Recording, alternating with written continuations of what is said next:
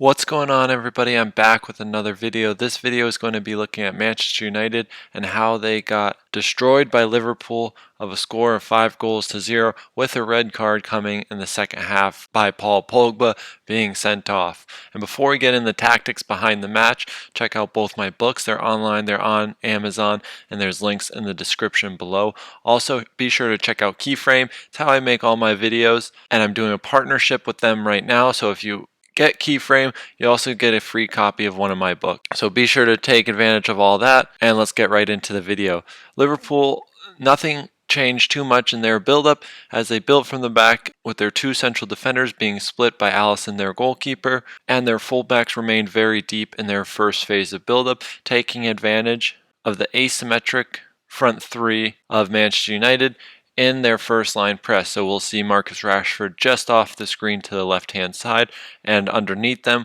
was Bruno Fernandes covered by McTominay and Fred. And it was very easy for Liverpool to find their fullbacks on either side and create superiority from here, attract the press of Manchester United, and then find Firmino, Jota, or even Salah between the lines higher, as their attacking players had a lot of freedom and space to play in between the lines and then in behind. Moving into the midfield third, Trent Alexander-Arnold stayed deeper alongside Van Dijk and Konate, with Jordan Henderson just in front of them, playing as the single pivot for most of the match, which gave freedom for James Milner when he was on the field before he was replaced by Curtis Jones, and Diogo Jota to create overloads between the lines, and as well Firmino and Naby Keita to create overloads in the right-hand half space. So by creating these overloads and having one player come deeper and one player running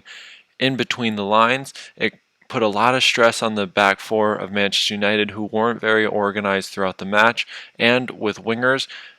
creating height and width throughout the team, it allowed them to make inverted runs at the correct times and exploit any jumping central defenders trying to cover their midfielders by using man orientation, which would then have been exploited by a player like Salah. For Manchester United in their midfield third, they went with a 4-4-2, looking to use Fred and McTominay to then have a little more control over the midfield, which wasn't the case at all throughout the match, and these two were very easily manipulated and were very easily drawn out through the movement of Liverpool's attacking players, which would then create holes, especially in the central corridor, where the movement could then run into or start from, giving Manchester United a very hard time throughout the entire match. So as we look at one of the goals, we see a big problem for Manchester United, which starts through one of their pressing systems and their defensive shifting concepts of their jumping fullback to then press the fullback Andy Robertson of Liverpool. So we see Andy Robertson on the ball in the wide area, and because Mason Greenwood has the tendency to invert and press from out to in against the Liverpool central defenders,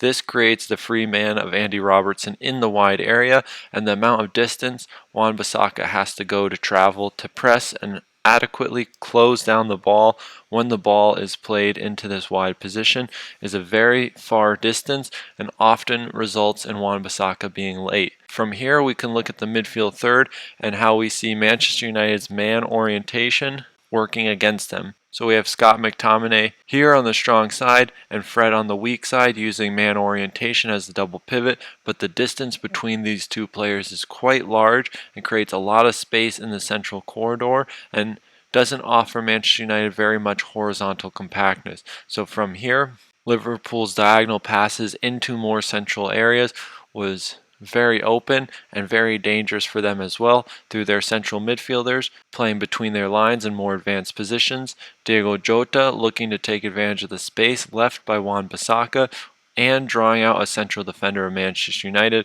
which opened up space for Salah and Firmino to either drop into an exploit or run in behind and create dangerous goal scoring opportunities. And this was just seconds before their first goal against Manchester United, and after the first one went in, things just went bad to worse. Now again, we can take a little closer look at the build-up of Liverpool in the midfield third against the 4-4-2 mid-block of Manchester United. So now we have our defensive system set, and now for Liverpool we start to see the deep positioning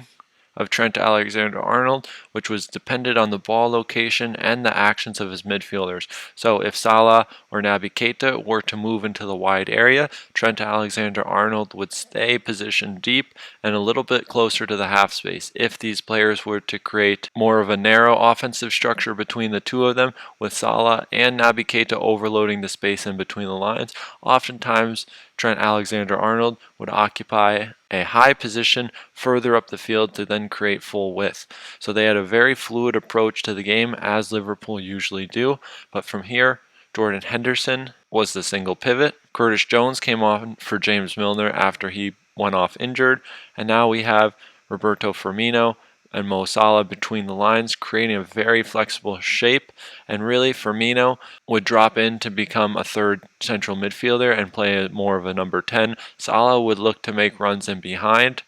and pin the defenders, looking to then overemphasize the space available for players like Firmino. And with the midfielders using the wide areas and fanning out into these positions, would often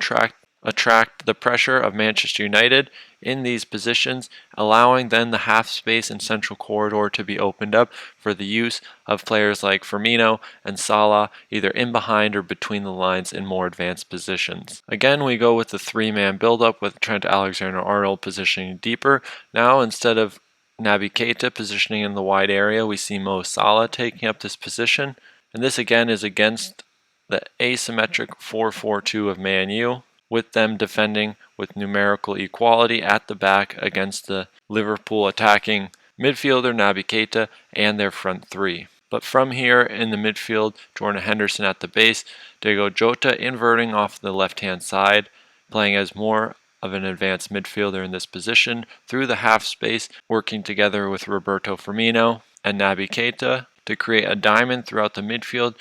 occupying each of the central corridors in advanced positions, and this often attracted movement from players like Harry Maguire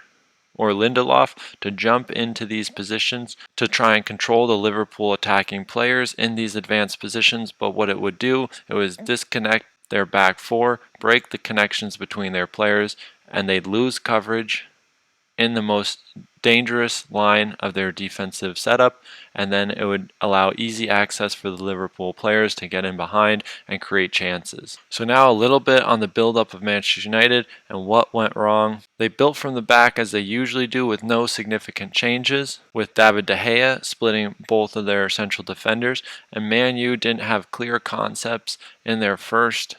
phase of build-up, which often led them play into trouble, and a lot of the dangerous chances Liverpool created were through their transitions, and especially in the midfield and final third, the transitions for Liverpool were very dangerous. Liverpool went with a 4-3-3 in their high block, but they went with a little bit different pressing system than maybe we have seen from them in the past, with the same concepts, but just how they pressed was a little different. Mo Salah would often press Harry Maguire from out to in, forcing him to circulate play or forcing him into the midfield third. Then we would see Roberto Firmino use his cover shadow to block access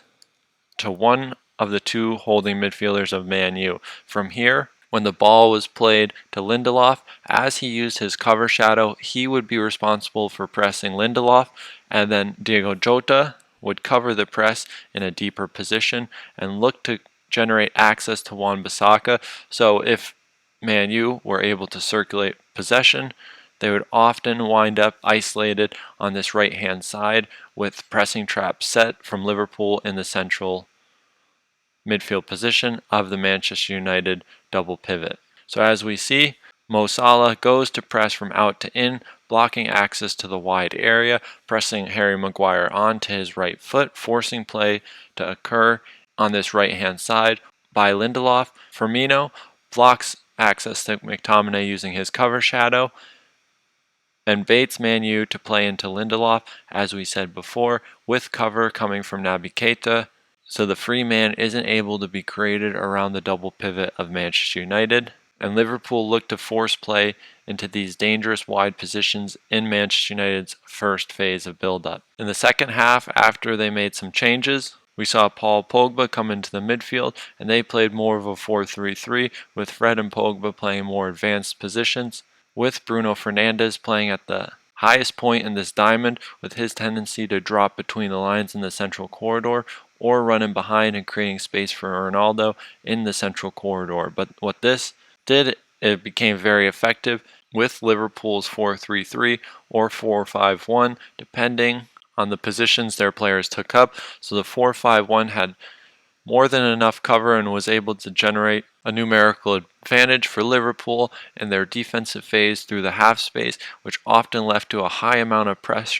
pressure in these positions and forced Manchester United to lose possession. And then with the high number of players in the half space, it created a very dangerous transition, which Manchester United couldn't handle. So now we see the clear 4-5-1 in a deeper position for Liverpool, having a high level of spatial control between the lines and limited access from Manchester United, with only Bruno Fernandes playing in this position. This led to a very disconnected build-up,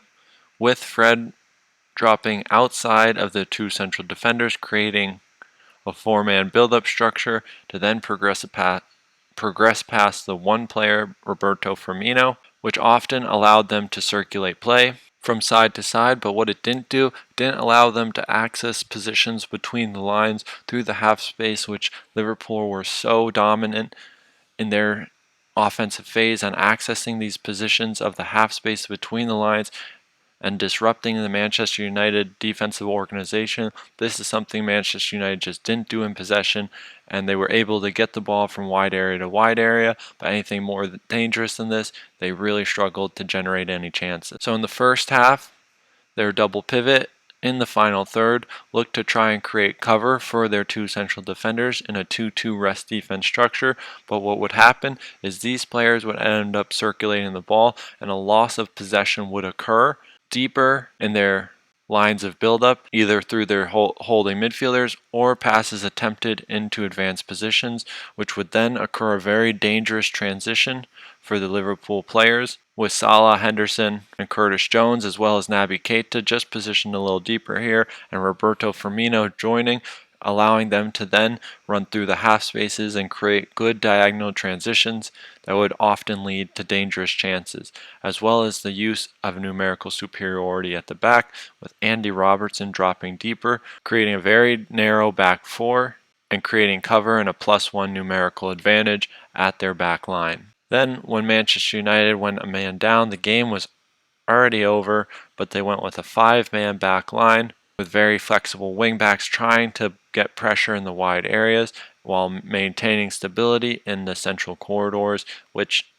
they really didn't have throughout the entire game. Ronaldo was left as the lone number 9, but when this happened, the freedom that it gave Liverpool in their first and second line of build-up, they were able to then manipulate Manchester United's shape very easily and keep generating chances although the score remained 5-0. So thanks for watching. I hope you guys enjoyed the analysis, and I'll see you in the next one.